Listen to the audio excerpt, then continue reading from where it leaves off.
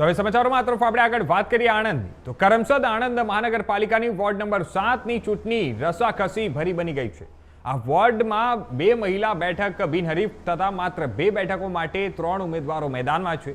ત્યારે અપક્ષ ઉમેદવાર દીપક પ્રજાપતિ દ્વારા પોતાના ચૂંટણી કાર્યાલયનો પ્રારંભ કરવામાં આવ્યો હતો, જેમાં મોટી સંખ્યામાં વોર્ડના સામાજિક અગ્રણીઓ ઉપસ્થિત રહ્યા હતા.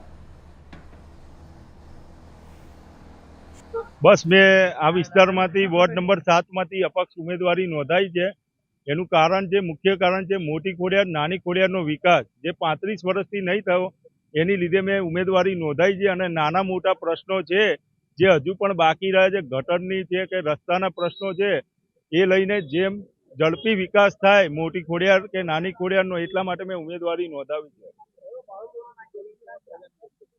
અમારે મહત્વનો મુદ્દો અસાનધારો છે, પછી બગીચામાં સીસીટીવી કેમેરા નખાવવાના છે જેથી સિનિયર સિટીઝન બેસી શકે, અને બીજું કે પુસ્તકાલયની અને સ્વચ્છતા, અને નાની ખોડિયાર મોટી ખોડિયારમાં અમુક જગ્યાએ જે ગટર લાઈન નથી આપી જેમ કે હર્ષ સોસાયટીમાં, એ બધું કામ